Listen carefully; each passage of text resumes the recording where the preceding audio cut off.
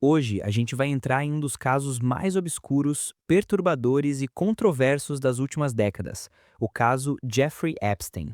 Um homem que saiu do anonimato para circular entre bilionários, presidentes, membros da realeza e grandes empresários, enquanto, segundo acusações federais e decisões judiciais, mantinha um esquema sistemático de exploração sexual de menores que funcionou por anos praticamente sem interrupção. E a pergunta que ecoa até hoje é simples e assustadora ao mesmo tempo: como isso foi possível e quem realmente sabia do que estava acontecendo? Jeffrey Epstein nasceu em 1953 no Brooklyn, Nova York.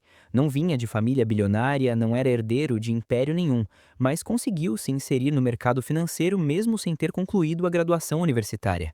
Começou dando aulas de matemática e física em escolas de elite, depois migrou para o setor financeiro e rapidamente passou a construir uma imagem de gestor sofisticado que trabalhava apenas para clientes extremamente ricos. Ele vendia a ideia de que administrava fortunas de bilionários, que operava em estruturas privadas e exclusivas, e aos poucos começou a frequentar círculos sociais de alto nível, jantares fechados, eventos privados e encontros com figuras poderosas. Durante os anos 90 e início dos anos 2000, Epstein consolidou sua imagem pública como financista discreto e influente.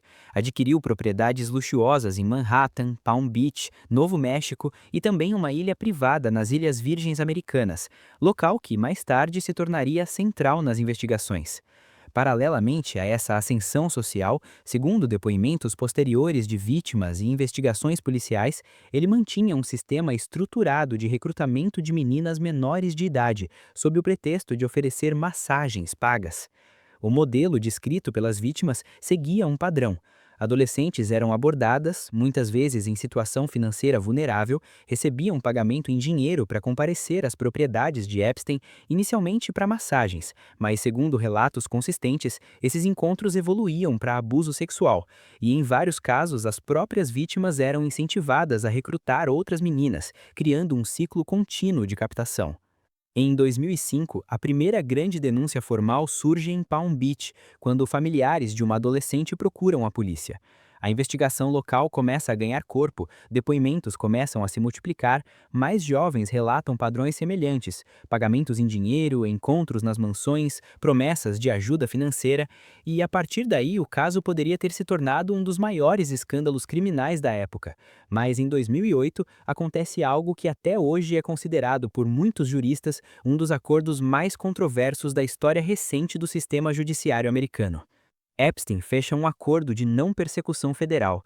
Ele se declara culpado em nível estadual por acusações relacionadas à prostituição envolvendo menor, cumpre cerca de 13 meses em regime que permitia saídas durante o dia para trabalhar, e a Promotoria Federal na Flórida concorda em não apresentar acusações federais mais amplas, o que na prática blindou possíveis co-conspiradores de processos naquele momento. Esse acordo foi negociado pelo então Procurador Federal da Flórida, mais tarde secretário do Trabalho Alexander Acosta, que anos depois afirmou que o caso envolvia inteligência e que ele foi dito que Epstein pertencia à inteligência, declaração que gerou ainda mais especulações, embora nunca tenha sido comprovada qualquer ligação formal com agências de inteligência. Após cumprir a pena, Epstein retorna à vida social, continua circulando em ambientes de elite, mantém contatos com figuras públicas, empresários, acadêmicos, políticos, e aqui entra um ponto crucial que precisa ser tratado com precisão. Ao longo das investigações e processos civis, vieram à tona registros de voo de seu avião particular, agendas de contato e um chamado Black Book, contendo centenas de nomes de pessoas influentes.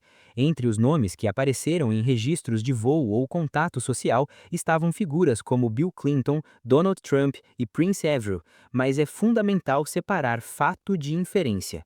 A presença de um nome em registro de voo, agenda ou contato social não constitui prova de participação em crime.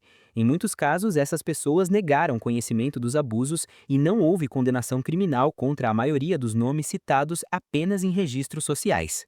O caso ganha uma nova dimensão em 2019, quando o Departamento de Justiça apresenta acusações federais em Nova York contra Epstein por tráfico sexual de menores e conspiração para tráfico sexual. Dessa vez, o escopo é mais amplo.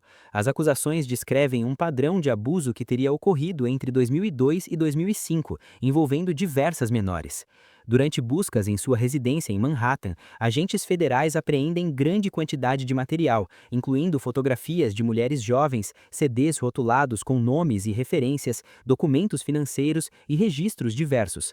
A promotoria afirma que o material poderia indicar armazenamento organizado de conteúdo relacionado às vítimas, embora detalhes específicos de todo o conteúdo não tenham sido integralmente tornados públicos.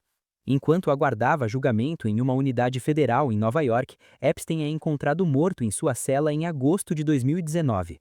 A causa oficial da morte foi declarada como suicídio por enforcamento, mas as circunstâncias levantaram inúmeras críticas e teorias.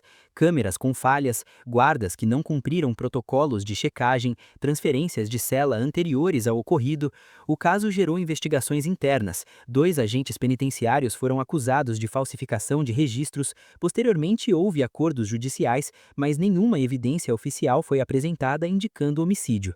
Mesmo assim, para a opinião pública, a morte de Epstein antes do julgamento significou a interrupção de um processo que poderia esclarecer a extensão completa do esquema e possíveis cúmplices.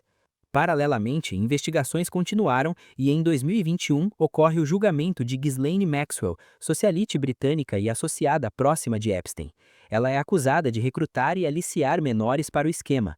O júri a considera culpada por múltiplas acusações relacionadas a tráfico sexual de menores e ela é condenada a 20 anos de prisão, tornando-se a única pessoa ligada diretamente ao núcleo do esquema a receber condenação significativa após a morte de Epstein. Nos anos seguintes, uma série de documentos judiciais é parcialmente liberado, incluindo depoimentos, registros e menções a figuras públicas em contextos variados.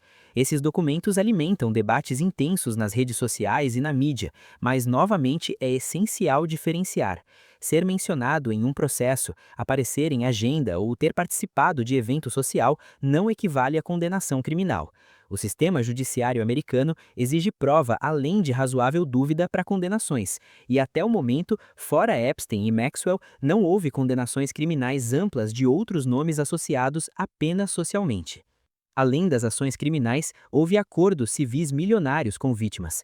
Instituições financeiras como JP Morgan e Deutsche Bank enfrentaram processos por manter relações bancárias com Epstein após sua condenação de 2008, resultando em acordos financeiros significativos com vítimas, o que levanta discussões sobre responsabilidade institucional e falhas de compliance. O caso Epstein expôs fragilidades profundas no sistema, desde acordos judiciais controversos até falhas de supervisão carcerária, e também revelou como redes de poder e influência podem criar zonas de proteção social difíceis de penetrar. Ao mesmo tempo, ele também se tornou terreno fértil para teorias conspiratórias que extrapolam evidências documentadas, misturando fatos comprovados com suposições não verificadas.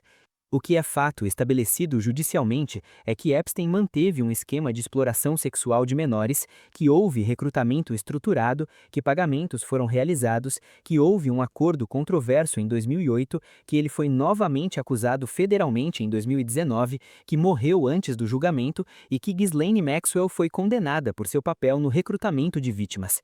O que permanece em aberto é a extensão exata de quem sabia, quem facilitou conscientemente, quem ignorou sinais de alerta e até que ponto estruturas institucionais falharam por negligência ou conveniência. Esse caso não é apenas sobre um indivíduo, é sobre como sistemas podem ser manipulados, como influência pode distorcer prioridades e como justiça pode ser atrasada por anos.